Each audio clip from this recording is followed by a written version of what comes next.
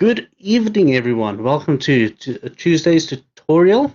Today we will be discussing one of the past practicals for last year. So it's basically at the same standard as the practical that's due on Friday. The idea is just to run you through a basic concept of the things we've taught you in the last 2 weeks to see if you're comfortable with that. Don't stress too much if you're still slightly confused. We are still going to teach you and expand on this week, and you have another practical next week at the same level, just maybe with a slightly more beefy construct, or maybe we'll even do a constructor today. Let's see how it goes. So, without further ado, just a brief overview of the differences between an object and a class. So we've discussed an object already, and we've seen that an object is an instance of a class, which helps programmers to use variables and methods from inside the class. Objects act like a variable of the class, and I'm going to show you this in a moment so that you can see exactly what that means. And an object consumes memory when created. So an object is something that is created inside your program or inside the memory. So it consumes memory. An object can be declared several times depending on the requirements. So you can have multiple instances of a object, which we'll also discuss in a moment. Then you've got a class. A class is a blueprint for which you can create an instance. It is the template that you use. It becomes the data type that you use for your object. A class is used to bind data as well as methods together as a single unit, putting everything together and making it easy. And an easy way to look at this, I'm assuming you guys have worked with strings and integers and some of the properties that come with strings or features that come with strings and integers. Now, a class contains those methods that allow you to use them or consume them when creating an object. Because all of those features, all of those methods are now within that class. Classes have a logical existence, so it's defined, and then you'll create an instance of that class or create an object with that class as the type. A class doesn't consume memory when created, and this is generally because it's the blueprint. The blueprint itself doesn't consume memory, but once it's been implemented and you create an object, then it consumes memory. And a class is only declared once. So that blueprint, you only need one blueprint. You don't need multiple blueprints, multiple blueprints. So if you look at the code, for instance, the code we're going to be using today, here we have a private puppies, array of puppies as puppy, and this variable that we create, this is the object. This is now the object that we create, and the puppy, the class that we'll be creating, is the data type that we're using, but that is now the blueprint we use for the object. So that's just the instantiate or the instance of the class being created. All right. So without further ado, for today's practicals, we're going to be looking at the Society for Puppies. So the local Society for Puppies have approached you to design and develop a Visual Basics application that will help them help the employees of the shelter home to manage the various puppies they take in.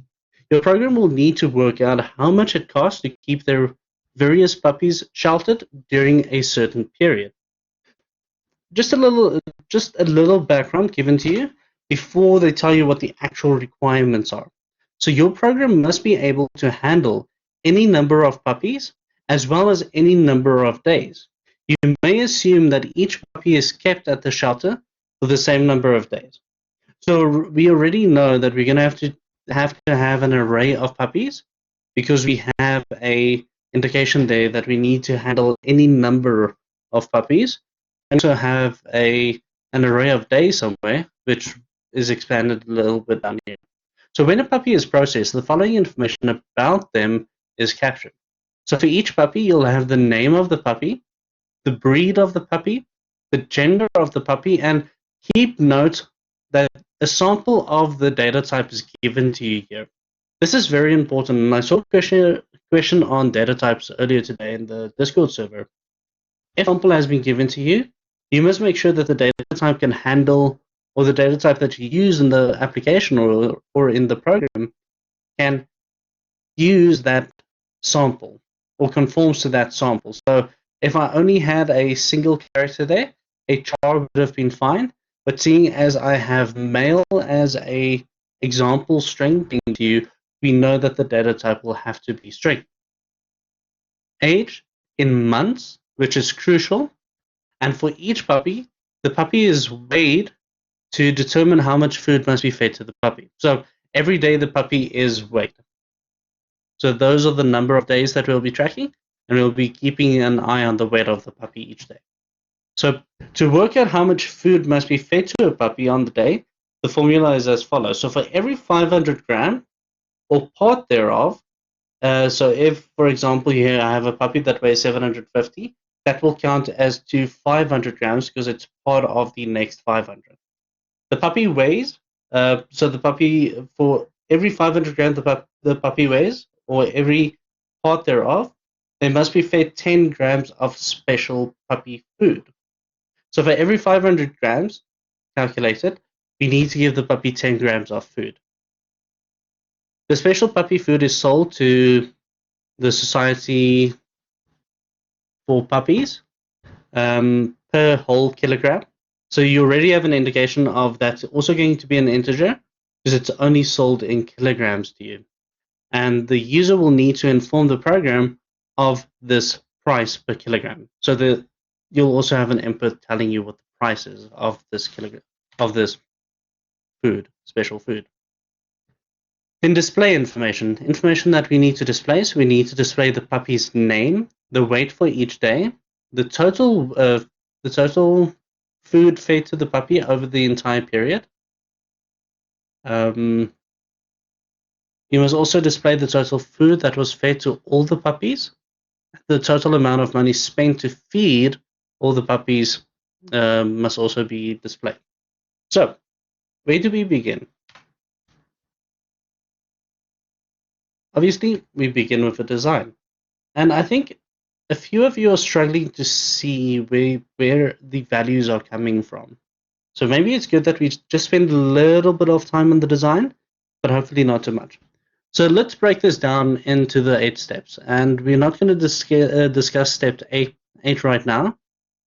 It is fine if you do step 8 only after you implement the program, because then you know what data you want to use to test your application with. So it's fine if you do that last, but all of the others you should ideally do before you start. So let's look at input. The application tells us that we need to track any number of puppies, any number of days. So we already know we've got 2 integer values there that will be input. We also know from the last section that we going to have to give them the price per kilogram. Now, that ideally would be a double because money has rands and cents if you're looking at SA currency. And then we have the puppy input as well. So you've got the name, the breed, the gender, the age, and for each puppy, another array, we need the weight for the puppies. So if you look in terms of input, you can just simply list everything you have here, from number of puppies, number of days, the name, the breed, the age, the gender for each puppy, and then for each puppy for each day, the weight as well. And then finally also the price per kilogram as our input.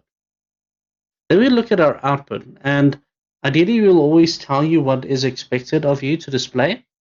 So in this case, the output would be the name of each puppy, the weight of each puppy for each day, the total food fed to the puppy over the entire period that the puppy stayed in the shelter, the total food that was fed to all puppies, and then also the total amount of money spent to feed all the puppies must be displayed. So we have our outputs over there. Is there anything else that we should display that I did not mention? Anything that someone can point out? Are you guys certain of our output now? Or is there anything that you feel should either be with the output or with the input?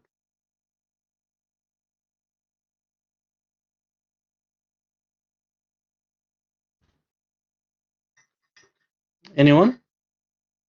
Certain. I've got one person. There's 25 others of you as well. All good, certain. Okay.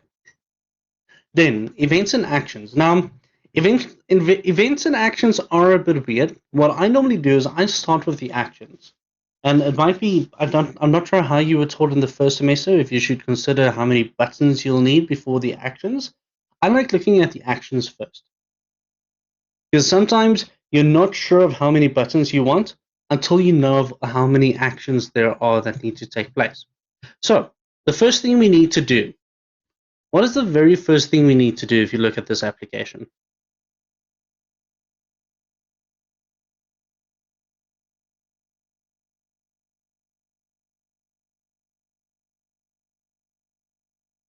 What's the first action we need to do? Any ideas?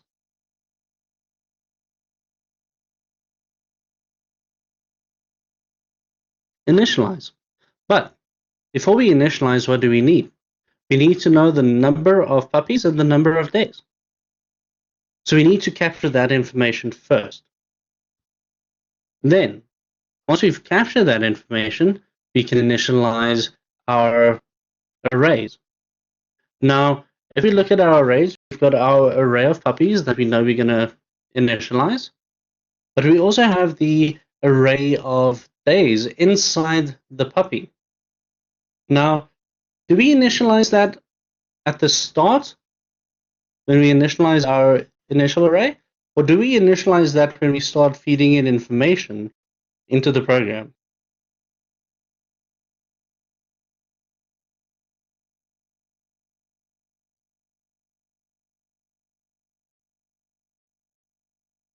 Set program into program. So at the start, because we know our number of days, so we should initialize it there. That is correct. All right. Now, and then we calculate our averages, we calculate the food, and then we calculate the total. So we can see we can ideally have maybe one button to initialize, one button to capture, one button to calculate. Now, for calculation, we can either do it with one or two buttons, one to do all the calculations, or we can do two separate ones, one to calculate the special food that needs to be displayed, and then one to calculate the price that we're paying for the special food. So we can do that in two buttons, or we can do that in one button. It doesn't really matter, but the actions matter. Keep in mind that your actions and events, your design, doesn't have to be exactly like your program. It's just a starting point. It's just to give you a baseline to work off of. It doesn't have to be perfectly the same as your program, as long as you can explain why it is not the same. So you can say, okay, initially I was planning on 3 buttons, but then I saw we need to split the calculations into 2 buttons, and that's fine. I mean, the design changes over time. We don't expect you to go and change your design again, but when you get to your second, your third, and honors, when you make changes, you need to change your design as well to reflect that. But here you don't have to worry about that. Then our variables. This is, I think, where everybody's getting confused. Because do we declare our classes with our variables, or do we declare our classes in the UML? Let's just check. Can I do all my calculations in one button, sir? In this example, it would be okay. But only in this example. Remember, it depends on the example being given to you, whether you can do it in one button or not. Remember the object-oriented principles of divide and conquer? You want to code in a modular way, so each button should have its own function. Depending on what that function is, you might need to split it up over to one button. Just a brief kind of like recap of that. But as long as you can justify your button usage, if you're going to do all the calculations in one button, then consider what each calculation is for. If they relate to one another, potentially that is okay. If they don't relate to one another, they need to be split up. I guess that's the first consideration you'll have to take. And then you have the variables. So for the variables, those are the global variables we want to set. So we know that's going to be our number of days, our number of puppies, and our price. Those are the global variables we're setting. And then you've got the interface where you'll just draw out your design. I'm assuming I don't have to cover an interface, but it's just basically where you're going to draw out your design, what your design is going to look like. Just a rough sketch. Like I said, it doesn't have to be the exact same thing. And also no screenshot allowed for that, because obviously you can't design an interface by taking a screenshot of the implementation and then putting it there. It doesn't work like that. Then the algorithms. So the algorithms are the algorithms inside your application that you need to model. In this case, it's all the calculation algorithms that we need to model. So you can put the labeling algorithms there, or the labeling subroutines there. You can put the initialization functions there if you want to as well. But ideally, when we talk about the algorithms here, we're talking about the main focus or the main concerns of the application. So those will be your calculation algorithms. The three calculation algorithms we'll be using. So those are the ones that should be there. And then after that, if you feel you want to list all of the algorithms, you can do that as well. Rule of thumb, it's better to display everything instead of displaying not enough information.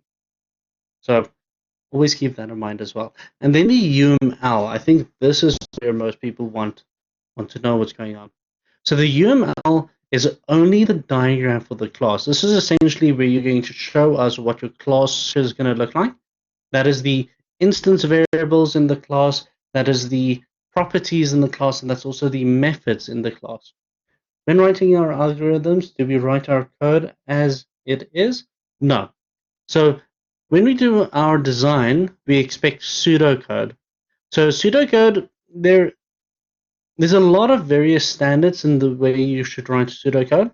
Essentially, pseudocode is a higher level implementation or verbal discussion of the code. So it's a kind of like a word-based representation of what the code will look like. But generally, you don't want to write a paragraph. So you want to keep it as close to the code as possible, or as close to the code that you want to implement as possible as a baseline.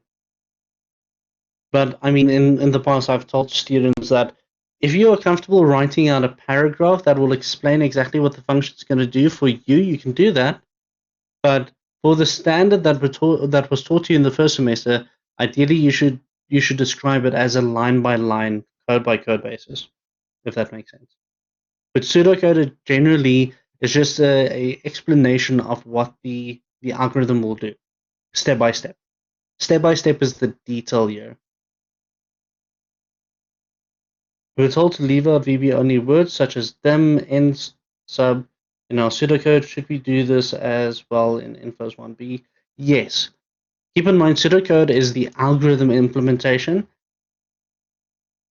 Some of the times, not most of the times, you're actually not even looking at the programming language yet. You're just looking at purely the process or the steps you're going to follow to implement this function. So you can technically take this design and apply this design in C++ or in Java or in C#. It's not language specific. Pseudocode doesn't look at the language. Pseudocode looks at the steps being followed. So any language specific wording would be incorrect. Yes. All right. Now, are there any questions regarding the design? Are you guys okay? So I'm going to move on to the code here. We're going to code this out together. And keep in mind, I am going to make a few intentional mistakes to see whether you are concentrating. But if it's not picked up, I will correct it. But ideally, I will make intentional mistakes and not accidental mistakes. So let's see how far we get with that. All right. So first things first, I've already created my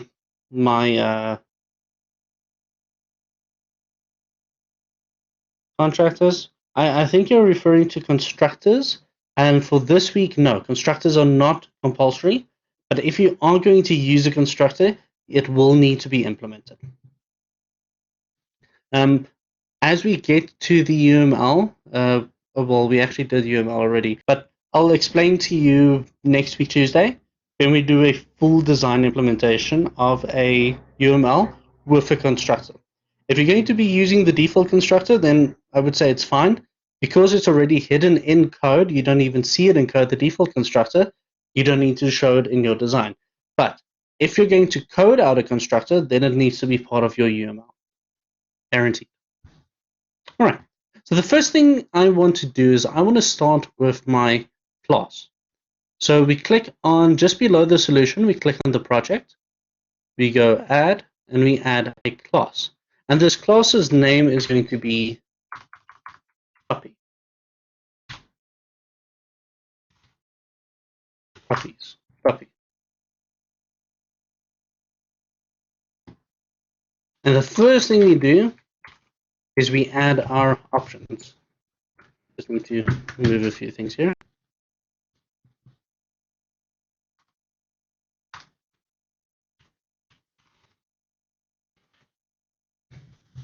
I'm just moving my microphone to the side. Can you guys still hear me?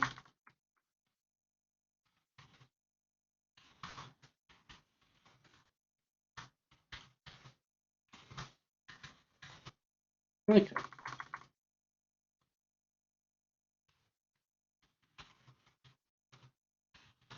Right, so we always start with our option strict and our option explicit on, and then option infer off. Good place to start. Then we start with our instance variables. So if we look at what is required inside our puppy, we've got the name of the puppy, the breed of the puppy, the gender of the puppy, and the age of the puppy, and then an array for the weight of the puppy. So we start by creating our variables or instance here.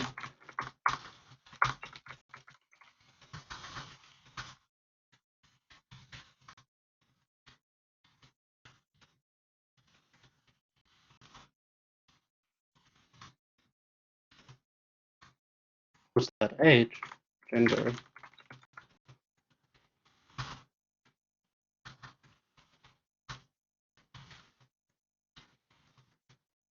Now, what data type are we going to use for age? Are we going to use integers? Are we going to use Boolean values? What values do you guys think we need to use? And give me a reason why as well.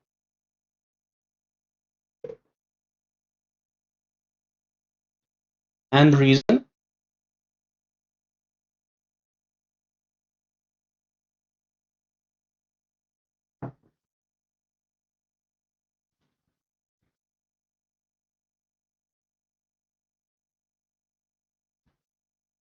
Is just a number. Yeah, it's not a real good reason. We can actually have half a number for an age. If you look at how they describe baby, it's normally 2.5 years old. Or they would describe it as being, what would that be? That would be 30 months old. So in terms of the description, because we say in months, the unit is given us, and the idea here is that when we look at a time allocation, time is generally labeled as a double if we're working with hours, seconds, minutes, depending on the format. But because we specify it with months, you would most likely go 1 month and 2 days. But if I go 1.5 months, how many days is that? Is there a real structure to tell you how many is a half a month? What if it's February? Then it's even less days than it would be for January or for March. So in this example, an integer would be the better option because it's the unit of, and generally when describing months, we describe it as a whole value. I mean, you would normally go, the puppy is 12 months old, not 12 months and 2 weeks and 3 days. You would go, the puppy is 12 months old. And also not 12 and a half months, it would be 12 months. So the idea here is that you will have an integer value.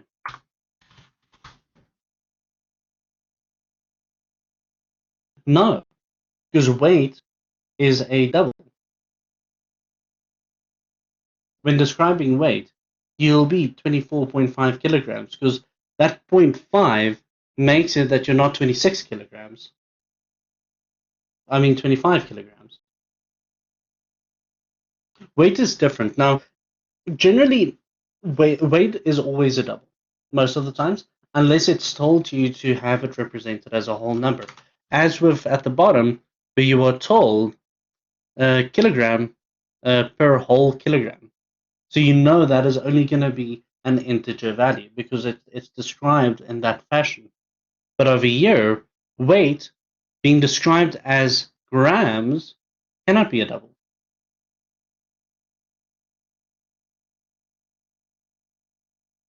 But it also depends on your unit of measure. And we'll get to that in a moment as well, when we decide on weight. So, in this instant, do you guys want to use grams as our unit of measure, or do you want to use kilograms as our unit of measure?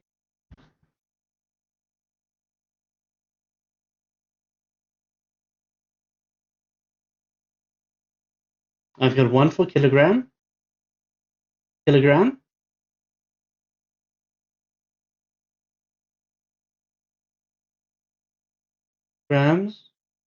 Okay, so I've got 3 kilograms, 2 grams, grams. So we've got equal. So the next person, grams. Okay, so we're going to do it in grams. Now, okay, so we're going to do it in grams. It seems like we've got an equal value.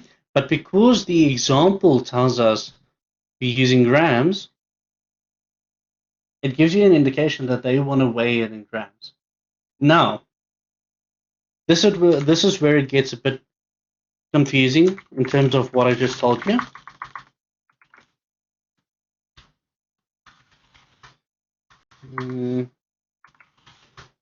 What data type are we using for weight?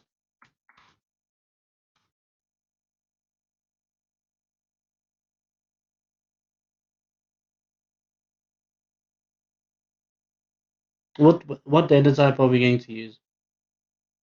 All right, so this is where you guys are not going to like me. Remember I just told you a few minutes ago that when you work with a weight, you'll generally work in doubles? How many of you have ever worked with a value less than 1 gram?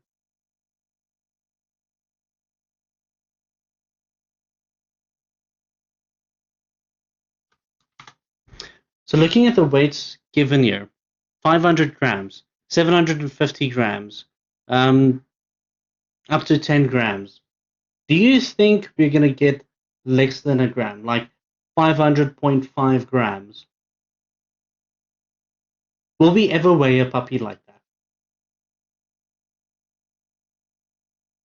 Yes, Beck, you are right. We would use a double for a larger unit value, but because we're using grams, we can use integer. If we used kilograms, then we should have used a double. Then we should have used the double. But because we're using grams, we're going to be using integers. Right. So pretty straightforward. We've got name, breed, gender, age, and weight. And now we just need to set our property values to make sure that we can get each one of to make sure that we can set and get each one of our values. The properties are public. So we go public property, and then the name, in this case, it will be name as string.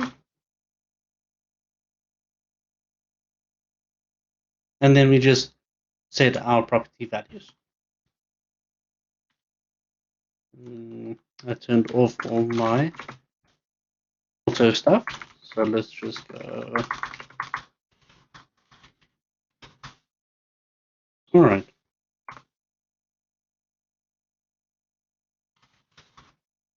There we go. Okay.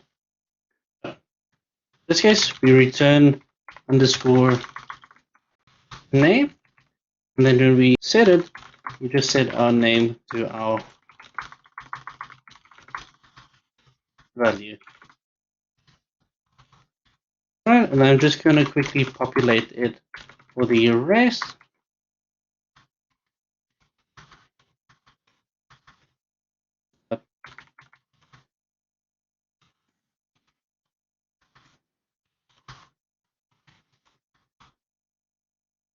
This will be return. What's this? Breed. Breed.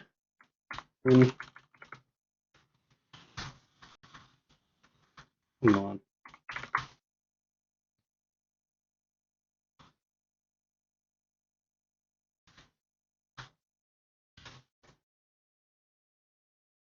Just increase this so you guys can actually see what's going on here.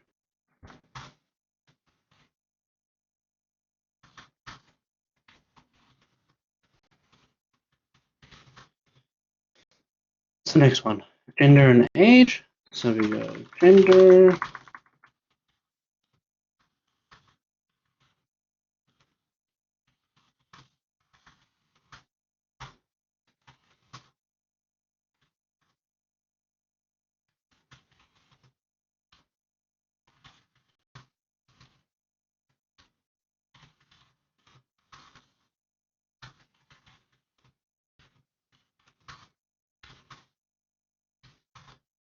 Age, I'll get to your question in a moment. You can unmute yourself. Because I'm typing, you just, instead of typing it out, you can tell your, ask a question.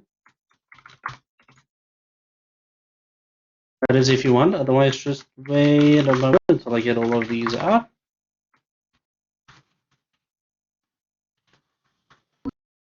Hello. Good evening. Sir. Can you hear me? Yes, I can hear you. I'm a bit confused what the property method does. I know it returns a value to the to the variables. So how does the get and the set work? Like set value as I'm a bit confused on that concept. Okay, I was actually hoping someone was going to ask that question. I was thinking about that the entire day to explain the property, and I think I found a way that will make it easier for you guys to understand. It's something you've been using all this time. So let me just set the last one, and then we'll cover that quickly. Okay, thank you, sir. Right, now for weight, we're going to follow the same standard as they used this morning. So we're going to have an index as an integer.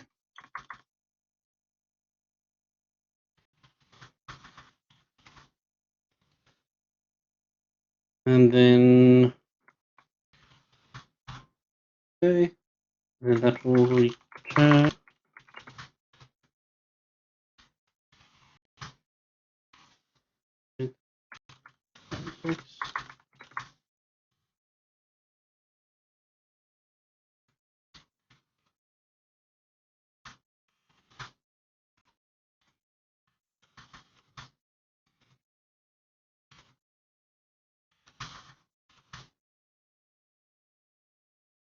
Okay, so getting to that question, this is something that I think should explain it a bit better.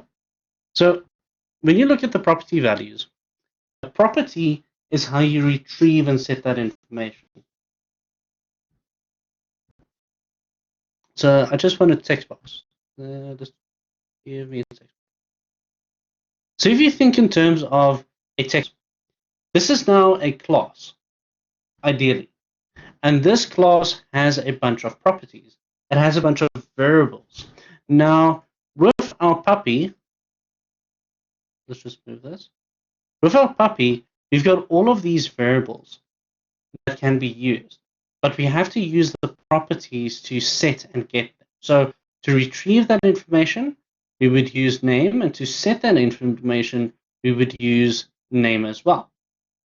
Now, one way to look at this, how do we give text a value? Let's call this result.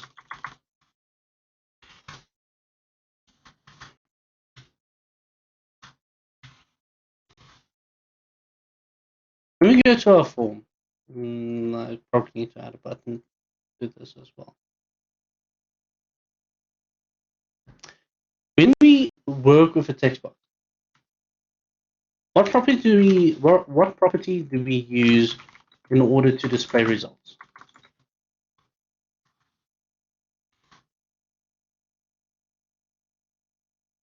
Who can tell me?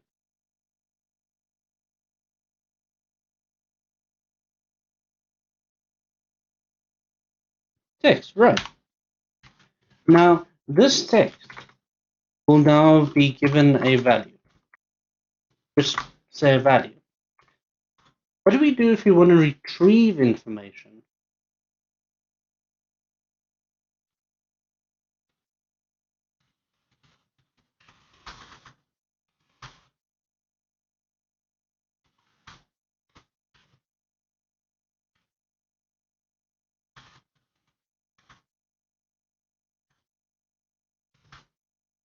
Exactly, we assign it.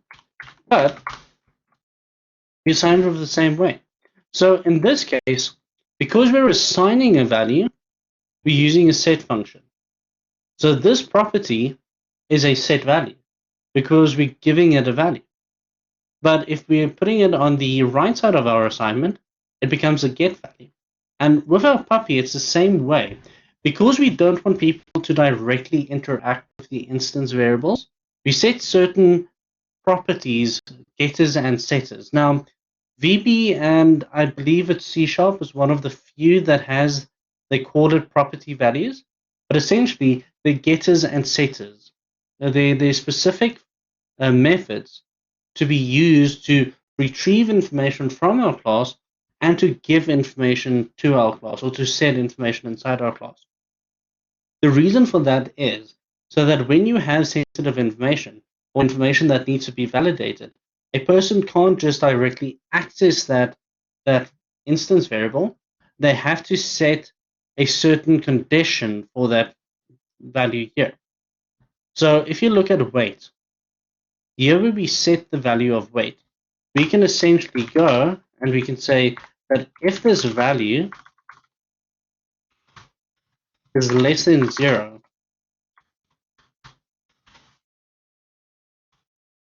then we'll either give a output, an invalid output, or we'll just make the value 0.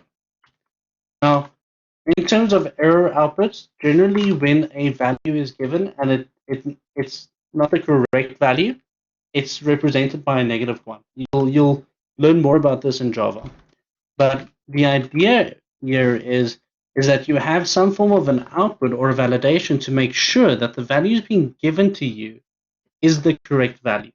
Now, we'll be discussing errors later on in the semester, but ideally you would throw an error here stating that this is not the correct value or there was a mistake being made. Or let's say someone accidentally just put a negative in front of it, you can simply just go,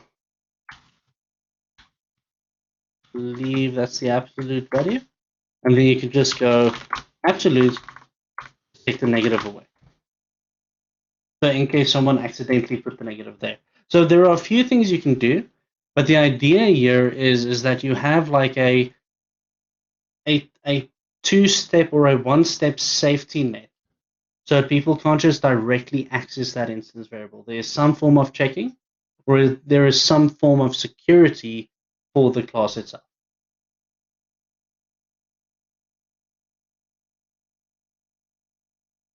Kind of like a try-catch, yeah. So a try-catch is simply you try something, if it does not work, throw error, and then maybe give a message to the user.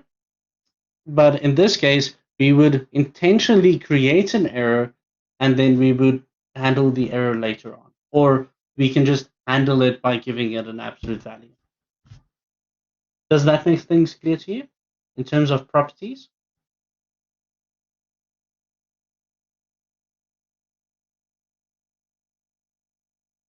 Okay.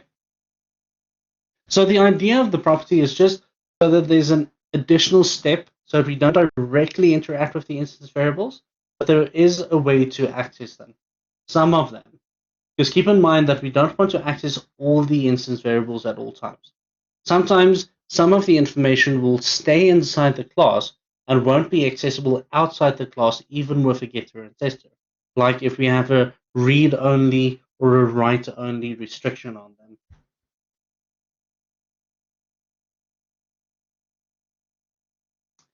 We're not gonna penalize checking. I mean, we're not gonna penalize validation for the properties this week, but as of next week, we will expect some form of validation. But we'll discuss that in one of the lectures. So we'll point out the fact that we've shown you input validation now. We expect you to have some form of a validation from here on out. But we'll make it very clear in the lecture. All right. So I'm hoping this doesn't break the code. If this should be the absolute value that just returns the positive of a value being given to us. Let's just make sure. Returns the absolute value of 32-bit.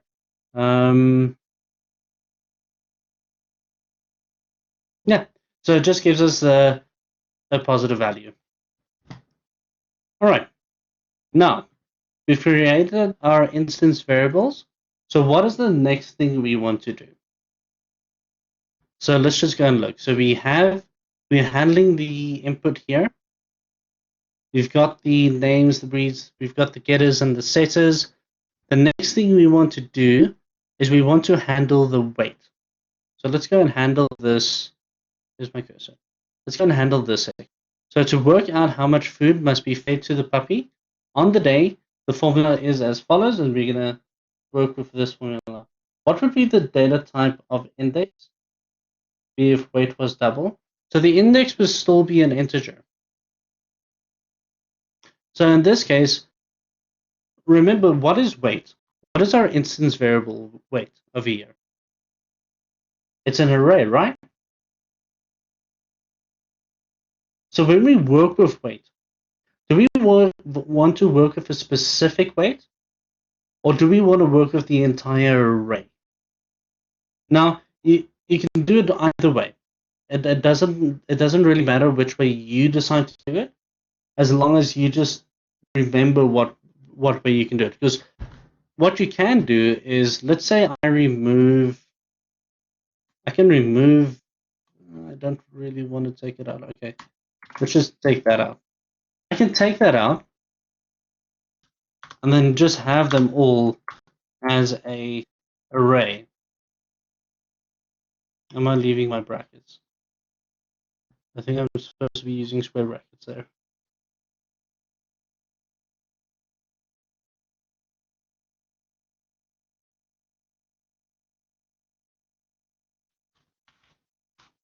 I think it's square brackets over here. No, I haven't worked with this one in a while. Right, I'll go and just double check on that one because I have forgotten what that instance is. It's supposed to be over here.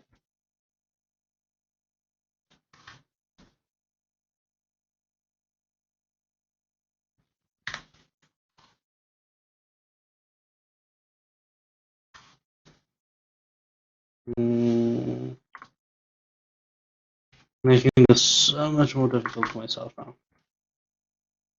All right. So the idea here now is, sorry, this might confuse some of you now. So what's happening now, I'm not working with just an individual value, I'm working with the entire array now. So when getting the value, I'm taking the entire array. And then when setting the value, I'm passing along an array of values into this set function, which means I need to send it the entire array. Okay. But ideally, working with an index would be better in this case. But it doesn't really matter. It depends on how you want to code it. If you want to code working with the entire array, you can do that. If you want to code using just the individual value, then you can do that as well.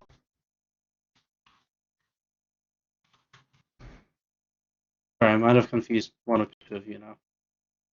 Apologies if I have. All right. So I'm going to work with the weight here. So the idea here is we need to determine the weight of the puppies. So if we go and we look at our values here, for every 500 grams or part thereof, the puppy weight, they must be fed 10 grams of special food. So how do we do that? How do we calculate that? Any ideas?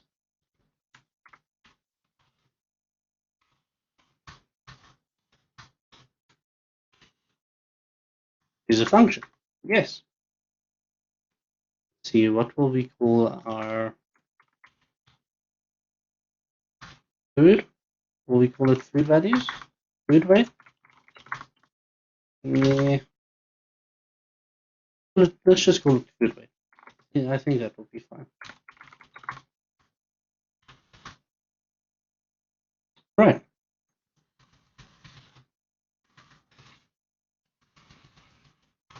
Now, where do we start? What's the first thing we need to figure out?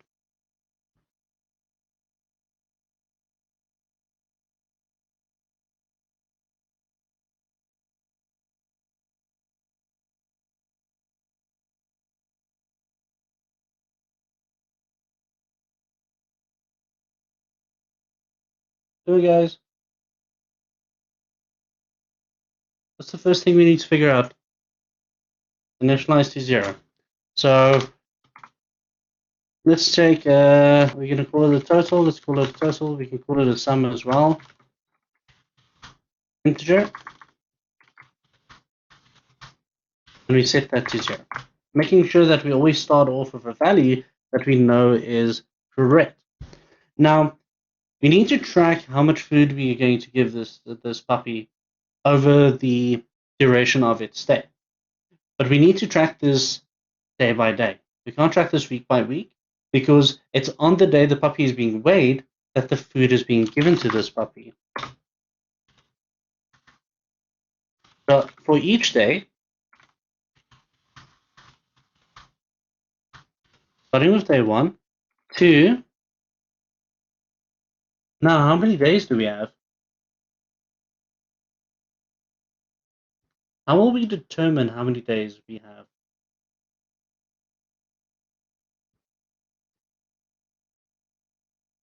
N days, but N days is in our main application or in our main program. It's not in our class. We didn't declare an N days variable inside this class. Like you're saying dim N days. We don't know the number of days yet, dim days. We don't know the number of days, so we use the array. There we go. We use the array length. So the idea here is that we get the size of the array. So we have our instance variable, weight, which is our array. It represents our array. But length. It gives us the length of our array. Now, for each day, what do we do? So the total will be equal to the weights of the puppy, right? Straightforward. So we just take the puppy, and we add that to our total. But what is total? What are we trying to calculate here?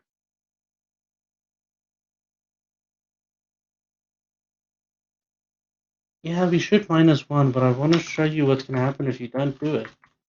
How to determine whether that is where it's breaking or not. But it's good that you picked that up. It's very good that you picked that up. array size. All right. So what is total? What are we keeping track of?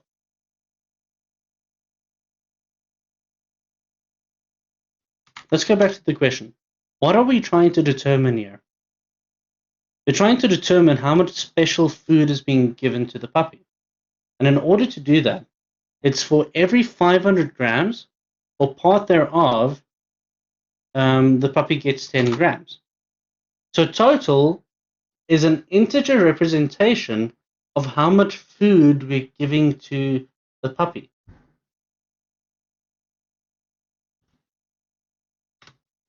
Total weight of food, yes. So how are we approaching this? How will we determine how much to give this puppy? So we can go with weight divided by 500. That will give us an integer representation.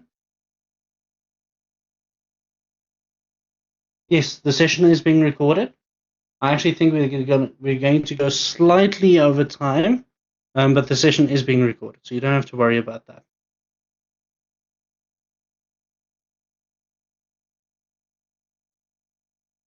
So we're trying to determine how many 500 grams we have. So in this instance, we go total plus equals the weight divided by 500. But keep in mind, you see this backward slash. This is a backward slash, not a forward slash. So what this division does, it's an integer division. It takes only the integers and ignores the division. It ignores the remainder. Are you guys with me there?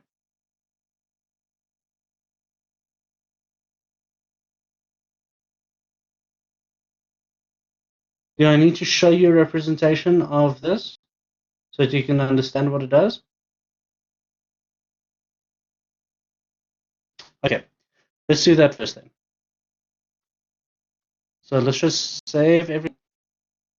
I'm going to use a message box to show you this, but you should not be using a message box.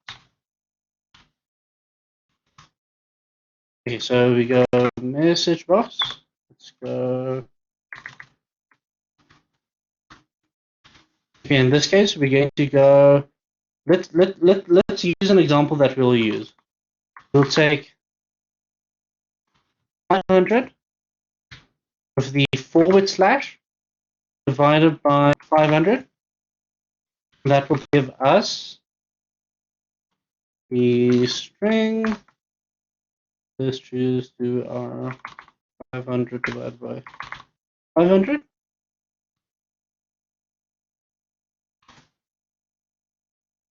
That shouldn't complain. I'm missing something. What am I? Oh. Okay.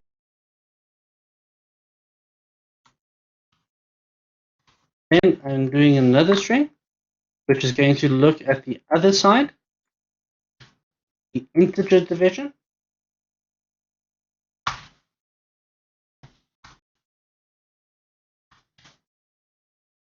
Then I also want to show you why we can't use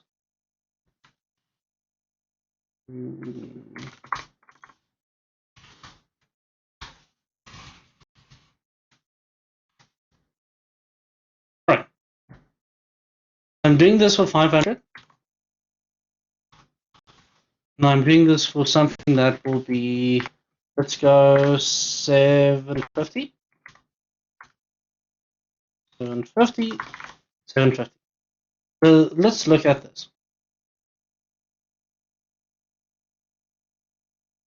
It should run. Let's get the magnifier on.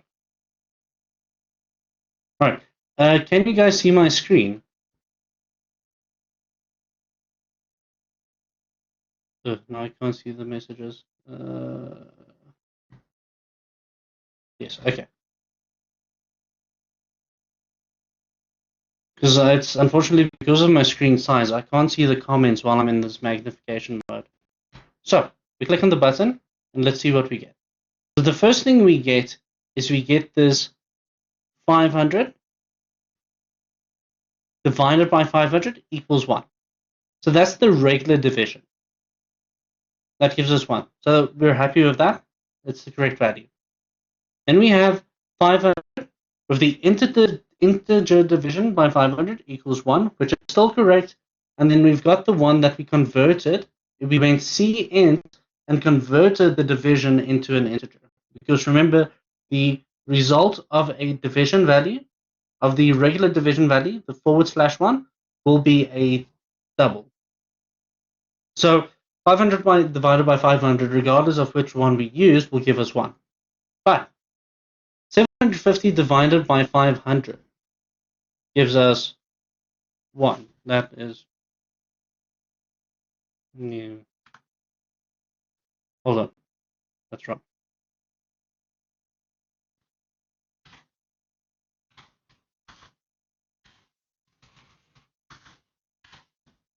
Sorry about that. Let's just take this again. 1, 2, 3. Okay, so 15 divided by 500 gives us 1.5. So keep that in mind now. So in terms of the weight we're giving to the puppy, it is supposed to be 20 grams. But with our division, it's 1.5. Integer division gives us 1. So it ignores the 1.5. It throws that away. It only gives us the integer value and not the double, the remainder. And then if you do an int, if you convert the division into an integer, it rounds up that value. Now be very careful with this rounds up. Some of you are probably thinking, oh, okay, cool, so we can just convert the value and then it will work. When it rounds up the value, let's go 550.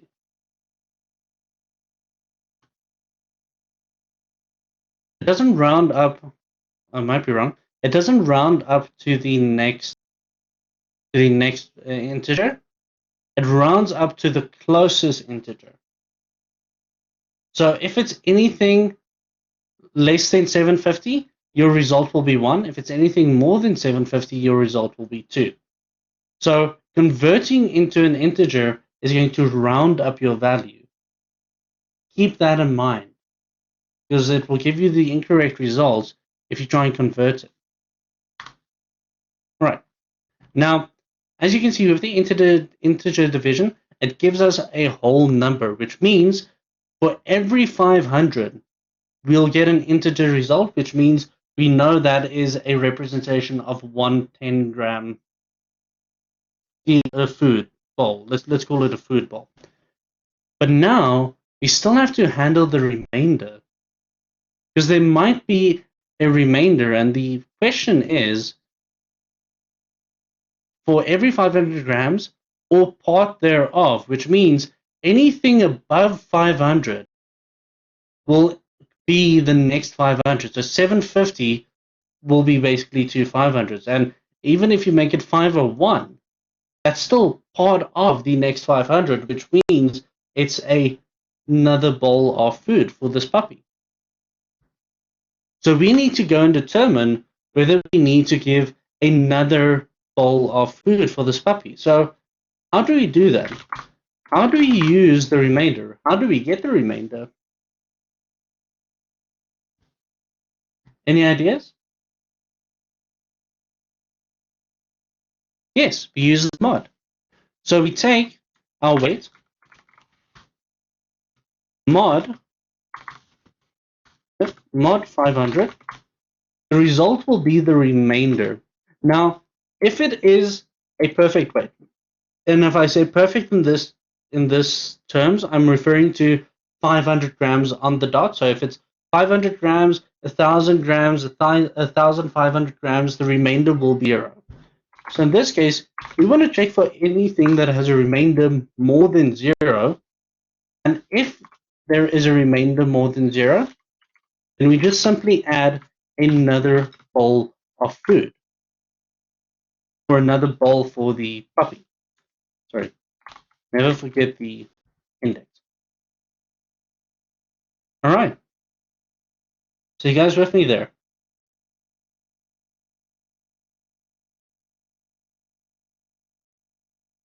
Are you guys still with me? All right. Everybody okay with that?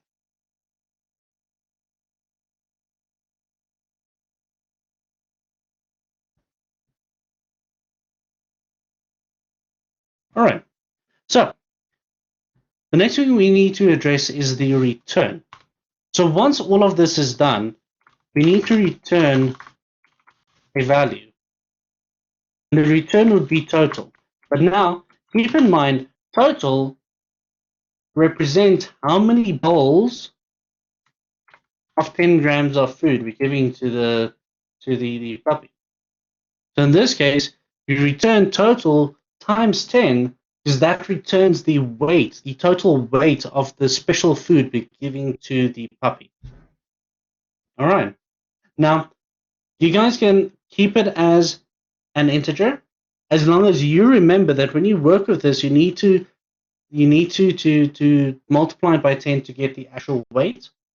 But if you want to handle it in terms of let's say you've got 10 grams of a bucket that is worth of 10 grams of food, you can also go with how many buckets you are giving this puppy.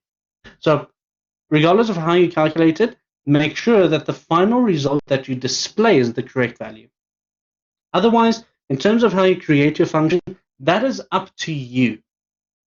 As long as the display, the calculations, and when it is used is correct, how you create your functions are up to you. Same with your property methods. If you want to work with the entire array inside the property method, you can do that. As long as you keep in mind that when we use it in a variable or in a function later on, that you work with the entire array instead of just with an individual value. All right. Now that we have the weight of the puppy, next thing to do is continue with our program. So let's go and look. We've calculated we created our class, and we calculated how much food is given to the puppy. Now, with the program, so the program wants us to output the puppy's name, the weight for each puppy, the total food over the entire period for the puppy, which we just determined, the total food that was fed to all the puppies. So we've got another total we need to go and calculate, and then the total amount of money spent to feed the puppies during the time frame that we were tracking.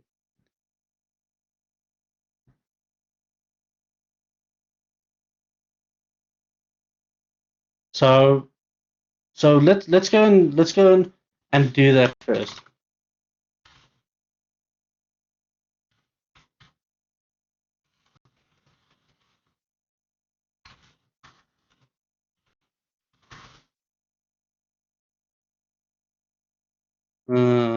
That's my program. There's my program. Okay. All right. First thing first, let's set up our screen. Let me just get rid of this code. So what are we going to use? So we already know it's an array of puppies and an array of days, which means we've got a grid layout. Please tell me I still have the grid installed. Yes, I still have the grid installed. So we're going to have the UJ grid. So let's go grd puppies. We call it something? No, we just call it puppies. And then a button. What are we going to call this button? Button BNT set up. And then set up another button. What will we call this one? Let's call this one capture puppy info. What am I doing? Empty capture.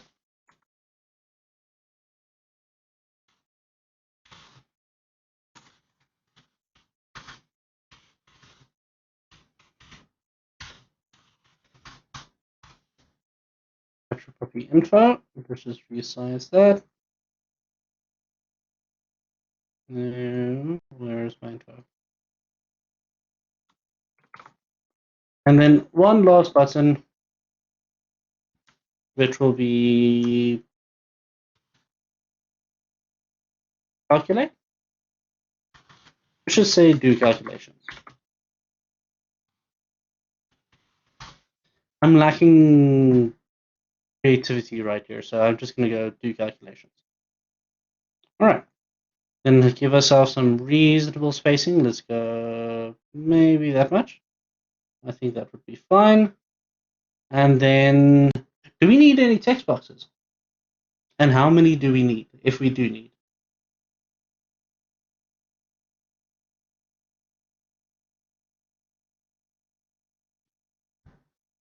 Two text boxes? And why? Give me a reason for each text box. While I find text boxes. Under T. Why can't I find text boxes? Text boxes. And then a label, of course. We need to know what our text boxes are for. The first one, we can go total. Wait. Total weight for puppies. No. Well, yeah, I guess we can do that. And this will be total food fed, total food given, used, total food used. Let's go total food used. Again, copy and paste is not your friend.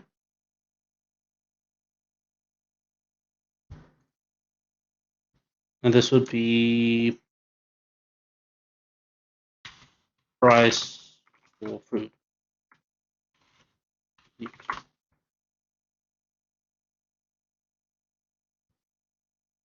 No. Why? Ah.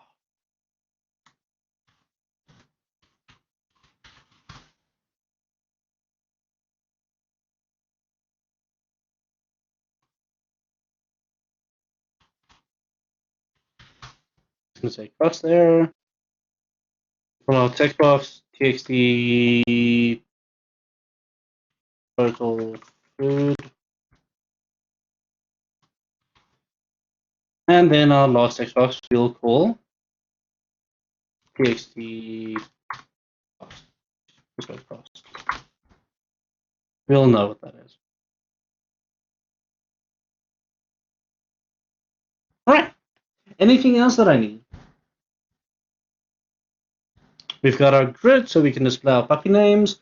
We've got our three buttons, setup, capture, and calculations, and our two text boxes to display the total and the price. So let's start setting up our values.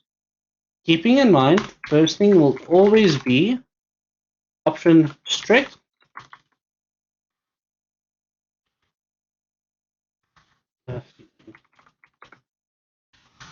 and option explicit. It's always be on. My spelling today.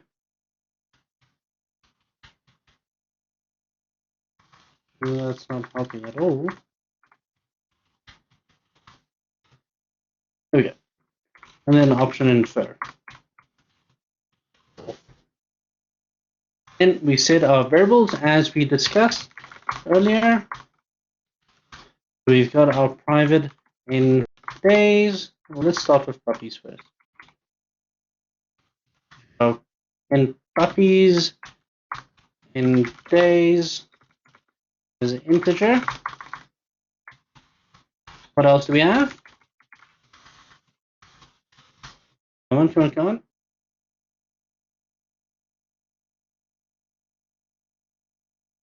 It's my last variable that I need.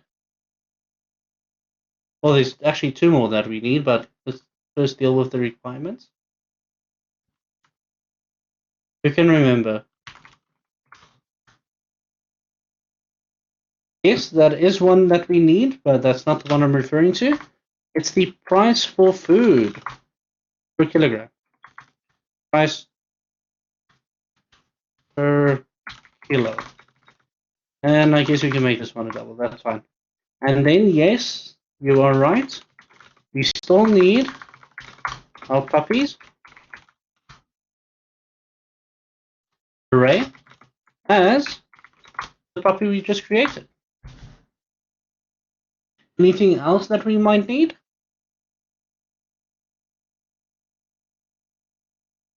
So we've got the number of days, we've got the number of puppies, we got the price per kilogram, and then the puppies, our puppies of puppies. I think that should be all. Let's just delete this form load. Right.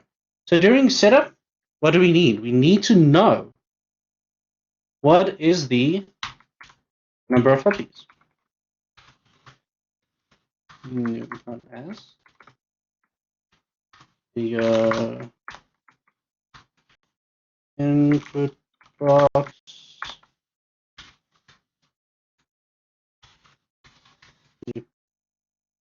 puppies in days.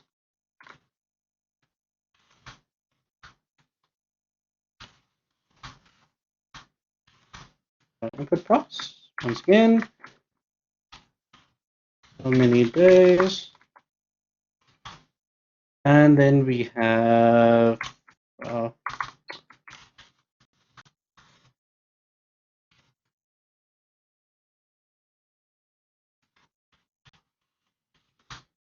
get to your question now.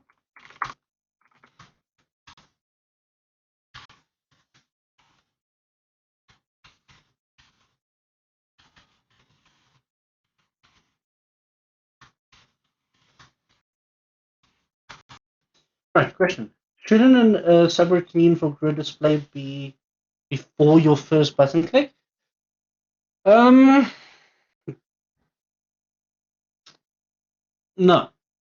it doesn't have to be. So how I prefer to code, this is my style of coding. This is what I would normally do.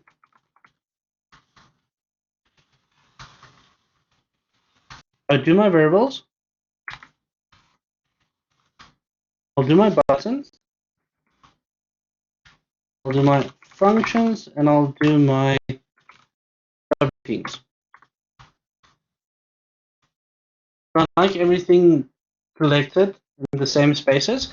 Depending on how big the program is, I'll do certain sections with one another. So if I need the place, sorry, if I'm only going to use the place results in this code, then I would put it at the bottom. Otherwise, I'd put all my functions in one section and all my subroutines in another section. Remember, it's being called when it is referred to in code. So just because it's at the top doesn't mean it has to be at the top at all times. You can put it at the bottom as well. It won't make a difference code-wise. I know that Mr. Gottschall prefers putting it at the top. Personally, for me, I like doing my functions, my subroutines at the bottom and doing my buttons at the top. Each person has their own style. I guess this is my style. All right. So the next thing we need to do is we need to redim our array. So let's go redim puppies. I was hoping that was going to work. And this is for in puppies. No issues. Now, how do we redim our internal array?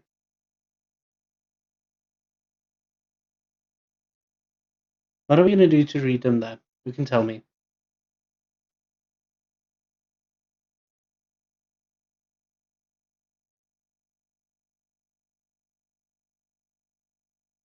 How are we going to resize this array?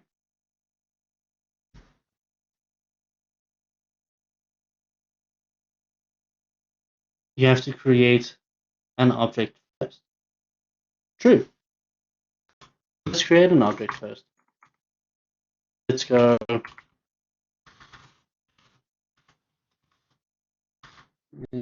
for p as integer.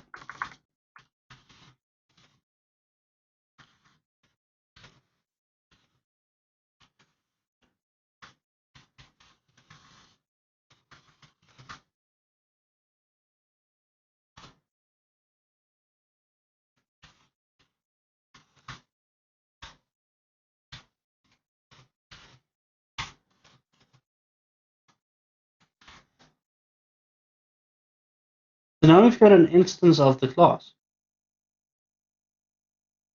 But where are we going to resize that array?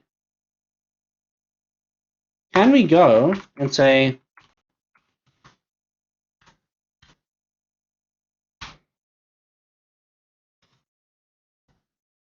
if you look at the list of properties that you have, you don't have weight here. There's no weight here. You've got age, you've got breed, you've got food weight. That's the function. But you don't have, you've got the name, you've got the weight down here. Is that an individual weight? Can I go,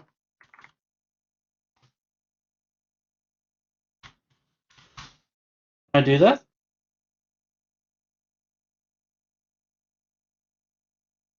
It's complaining. Why is it complaining? Because we're using a property value here. And the property value only gives us an index.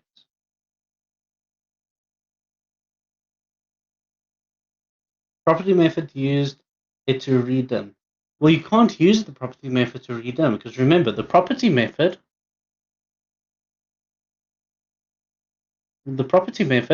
returns one specific value or sets that specific value. And let's say you give it a value. Let's say you give it an array.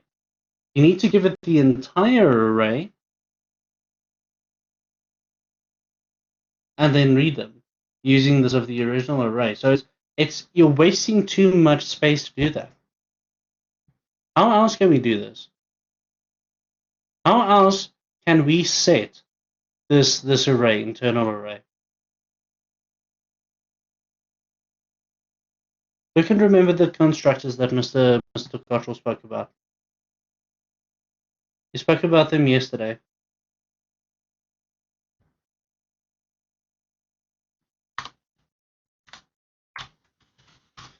Right. So this is kind of highlight red, but the idea here is that we need to set a construct, a constructor.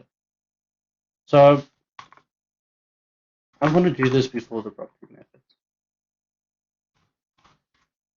So we would go public sub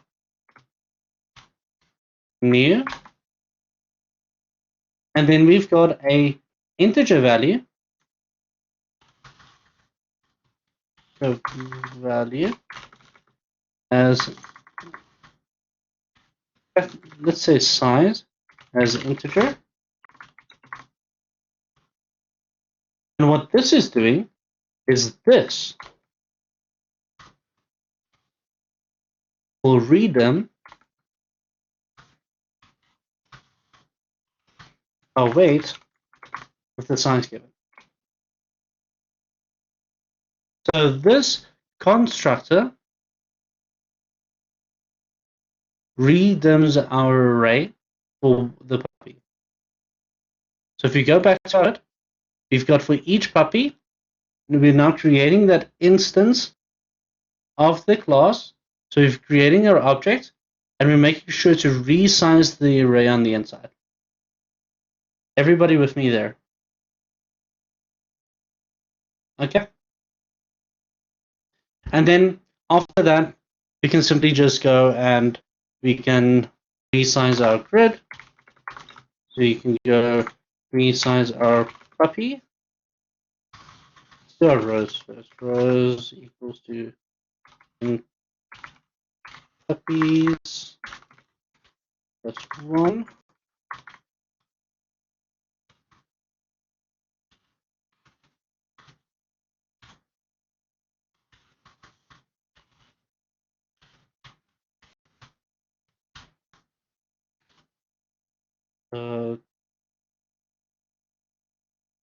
What do we want to display? We want to display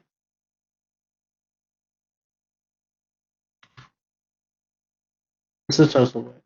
Nothing more, I guess. And then we can go place labels.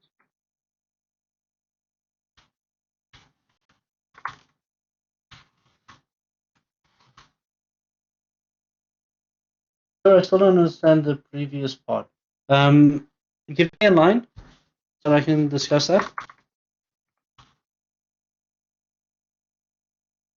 Or like what code out this subroutine.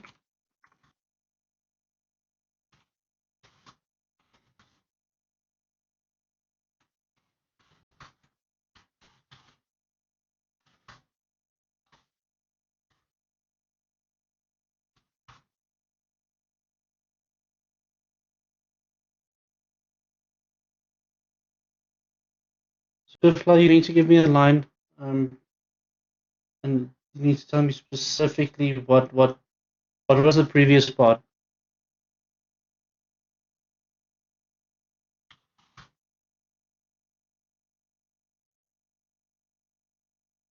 So Fly, when resizing of the constructors. Okay. Okay. Let me just place the labels, and then we'll talk about that again. So what are we going to do first? Let's do in puppies first. In puppies. Sorry, I'm running out of time, so I don't want to waste too much time here.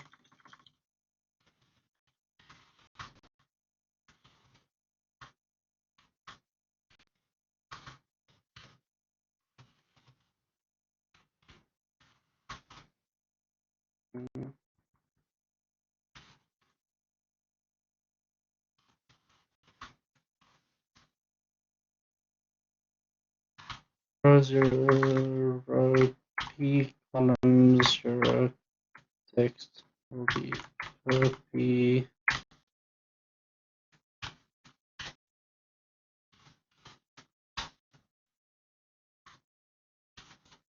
E. A.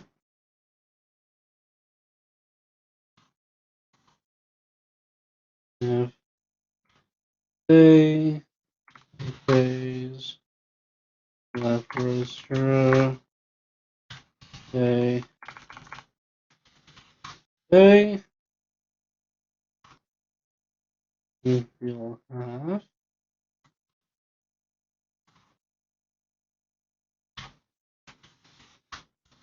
Alright, I'm doing this quite quickly. I'm assuming everybody is comfortable with placing results. So I just want to do this quickly. Total food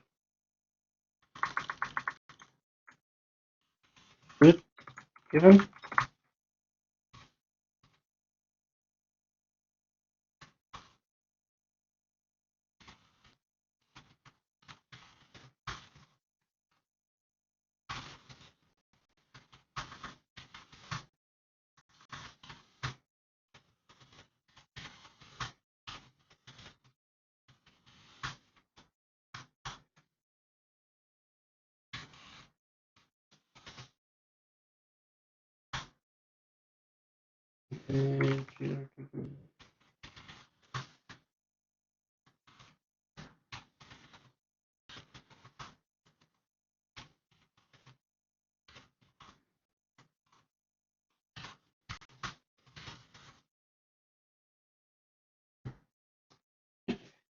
Let's see, what do we have here?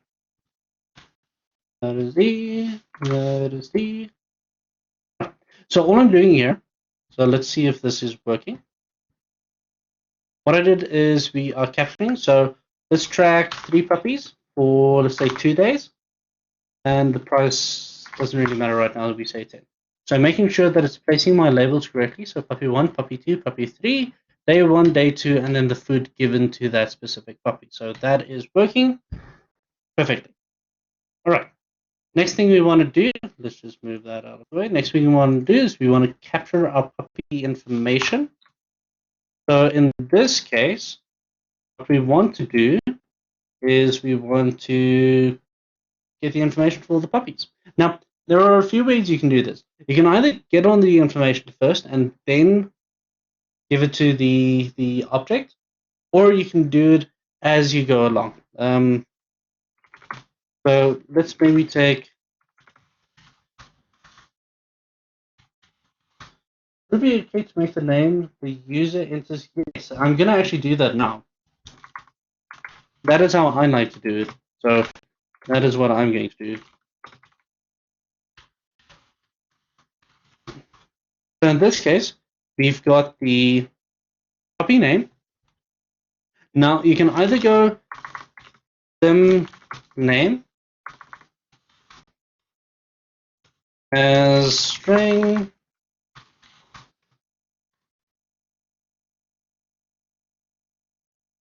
let's do it the easy way. Let's do it the easy way. So puppy 1 dot name.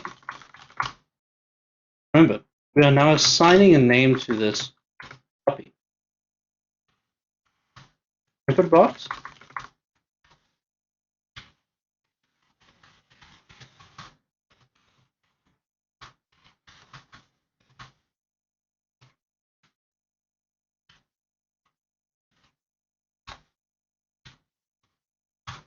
What's the name of puppy 1? And then you can, if you want, now you know the name of puppy 1, result. You can go and you can say at row 1, which will be the puppy indication, column 0, you place the puppy's name. You can do that if you want to. Sorry, but name. More than welcome to do that. I don't see anything wrong with that. And then we get the age of the puppy. We go breed. We just go. Remember, copy and paste is not your friend. Where's the breed of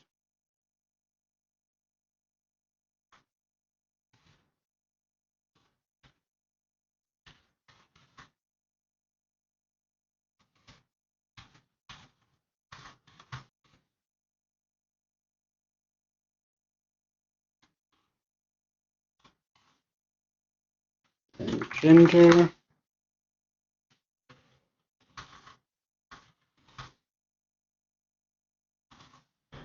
And age. Making sure we convert.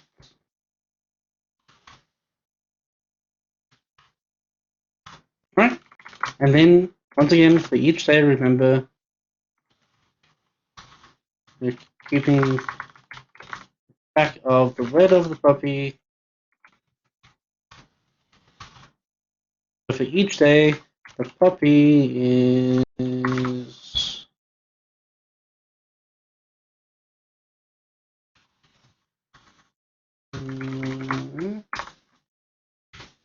index. This was an integer.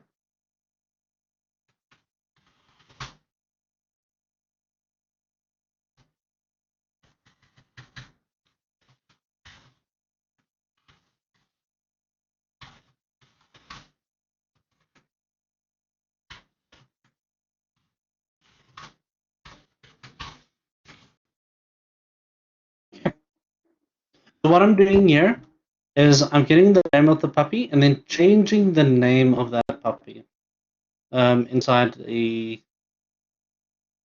inside the grid.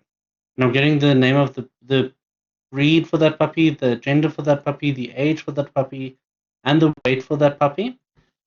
Once we have the weight for that puppy, something's wrong here. Once we have the age for the puppy, we can go and place those results as well. So that would be feed day and then the weight.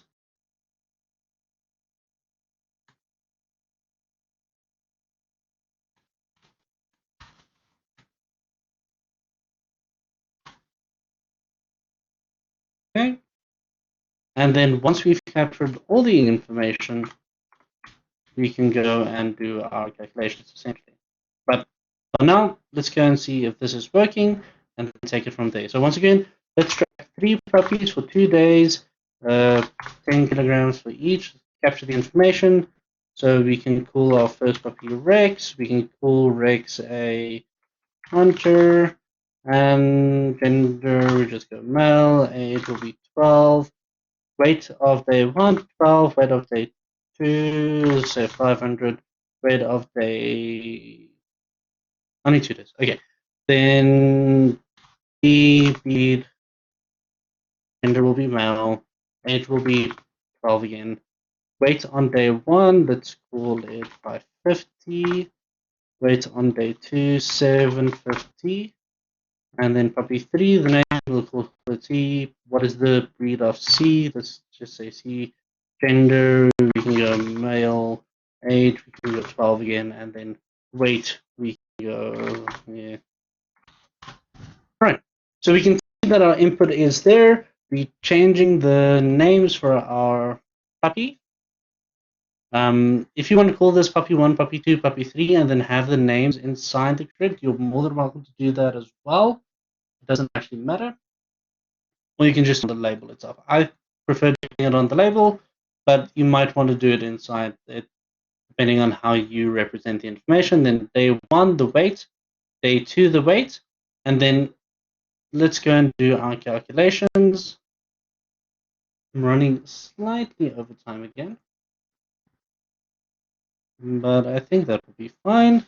So for the calculations, what is the first thing we need to go and do? So let's go and see the calculations that we need to display. So we need to display the total food fed to the puppies over the entire period. Now, if we go back to our code, we already have that function. So we just need to go and call that function for each puppy. So let's start with that. So let's go and place our results.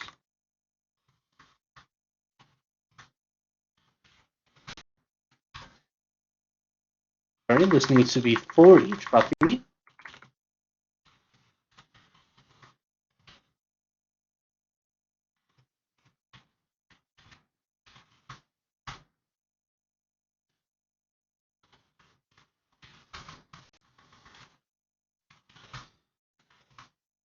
So this would be puppy in days plus 1 because it's the total weight that we want. And this will now be puppies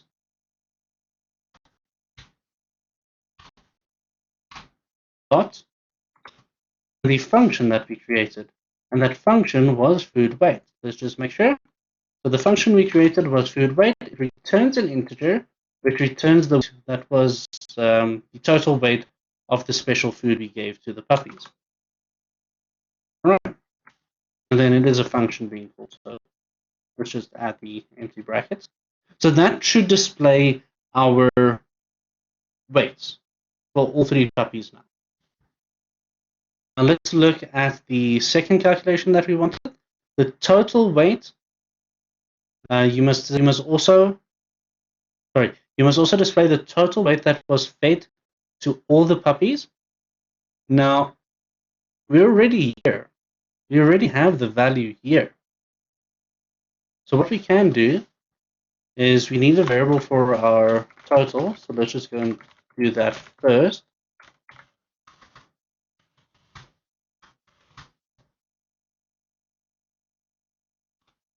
let's just make our total.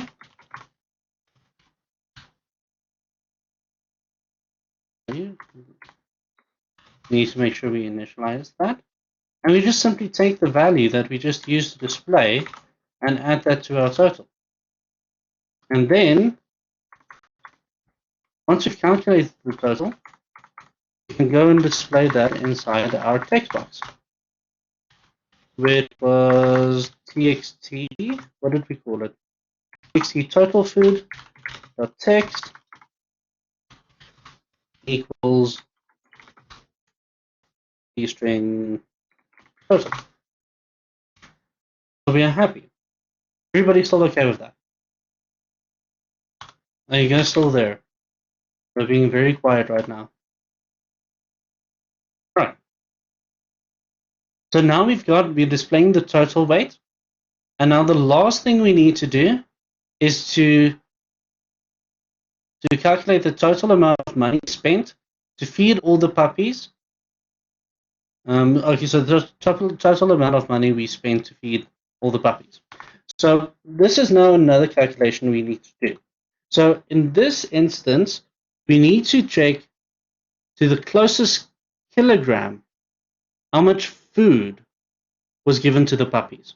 So we first need to go and determine how much food was given to the puppies, which we have in our total food at the top now.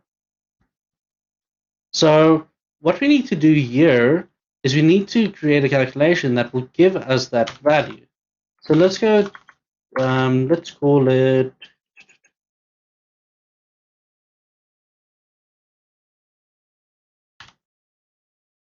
what do we call it? Let's call it food kilo as integer. And what we want to determine here is how much food was given to the puppies. Now, our total food is a gram value. It's in grams. So let's just go and add that there so we can make sure. This is in grams. To get a kilogram, we need to multiply this or divide this by 1,000. Or if we simply just want to get the food value, we can simply go and divide this by 1,000. So for every 1,000, it will give us an integer value of 1 per 1,000. So the result will be an integer value. After which, we still need to go and determine, like we did with the weight for the special food, we still need to go and determine if total mod by 1,000 will have a remainder. If there is a remainder, then the food is simply just added. We simply just add another kilogram. And then once we've done that, we can now calculate the price for the food that we've given to the puppies. So I'm going to do this directly into the text box. Ideally, you should do this in a variable first, but we've got our text box string. We take our food,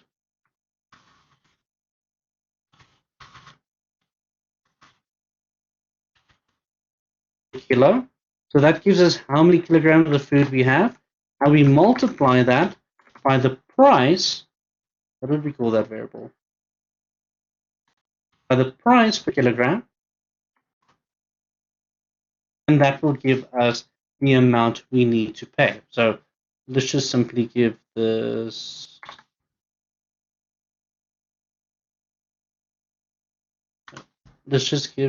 a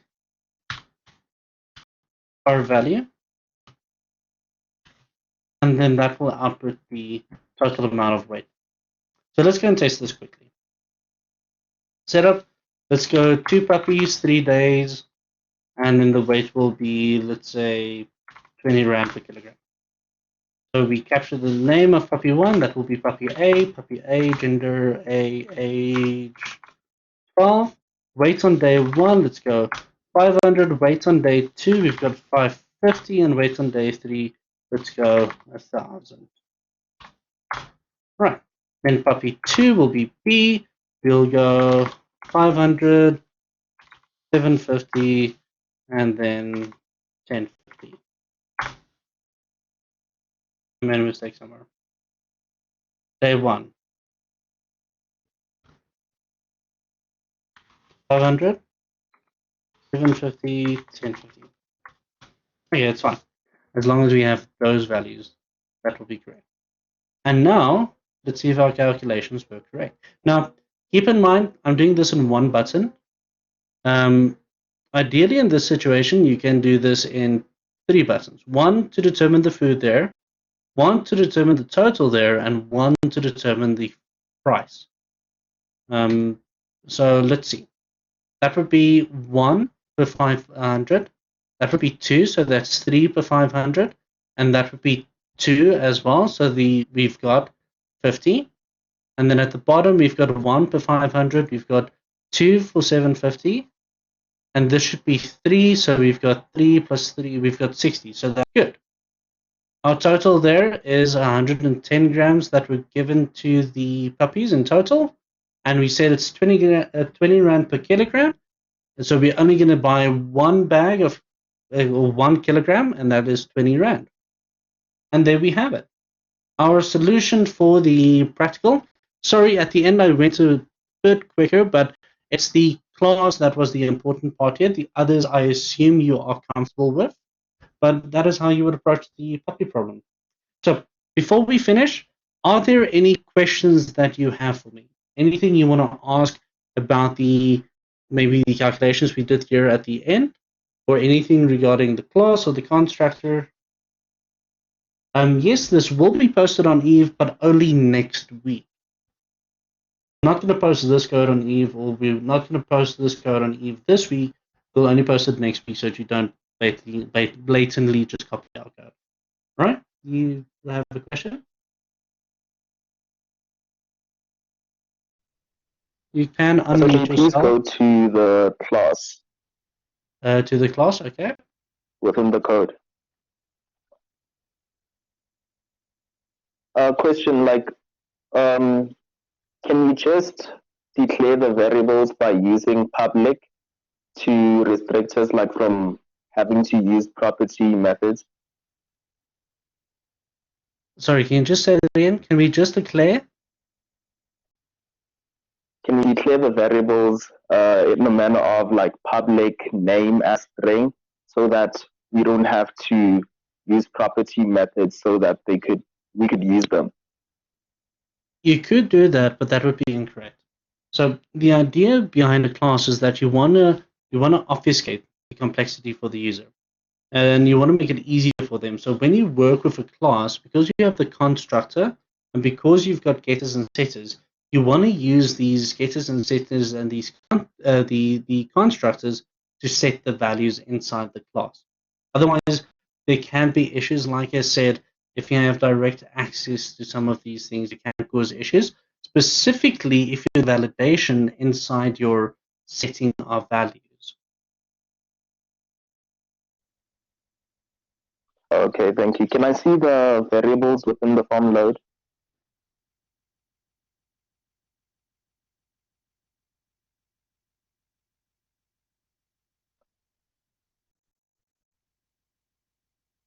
This entire session is thank you, sir. recorded.